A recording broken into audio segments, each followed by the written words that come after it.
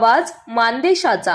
मान तालुक्यातील ढाकणी येथील शेतकरी दत्तात्रय नारायण उंबासे हे गेल्या काही दिवसांपासून बेपत्ता होते।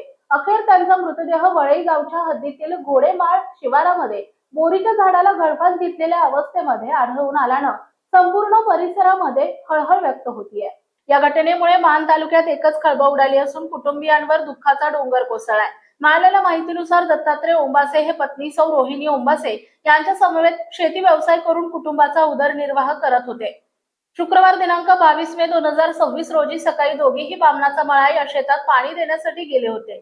दुपारी सुमारे 3:30 वाजण्याच्या सुमारास दत्तात्रय उंबासे हे कोणालाही काहीही न सांगता त्यांच्या चेतक इलेक्ट्रिक स्कूटीवरून अचानक निघून गेले। मात्र त्यानंतर ते घरी परतलेच नाही। कुटुंबियांनी, नातेवाईक, मित्रपरिवार तसेच परिसरातील विविध ठिकाणी त्यांचा शोध घेतला, मात्र कोणताही ठाव ठिकाणा न लागल्यानं अखेर सौ रोहिणी उंबासे यांनी मसवड पोलीस ठाण्यात मिसिंगची तक्रार दाखल केली होती। पोलिसांनी नातेवाईकांकडून त्यांचा शोध सुरू असतानाच घोडेमाळ शिवारातील एका बोरीच्या झाडाला गळफास घेतलेल्या अवस्थेत त्यांचा मृतदेह आढळून आला। स्थानिक नागरिकांच्या निदर्शनास हा प्रकार आल्यानंतर त्यांनी तात्काळ मसवड पोलिसांना माहिती दिली। माहिती मिळताच पोलिसांनी घटनास्थळी धाव घेत पंचनामा केला आणि मृतदेह शवविच्छेदनासाठी शासकीय रुग्णालयात पाठवण्यात आलाय।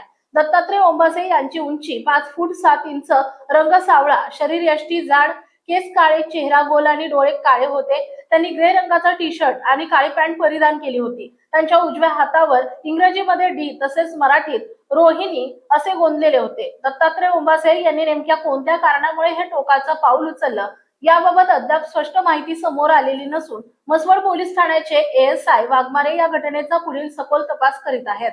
मानसोफर न्यूज संपादक बापूसाहेब मिसाळ, वरकुटे, मलवडी।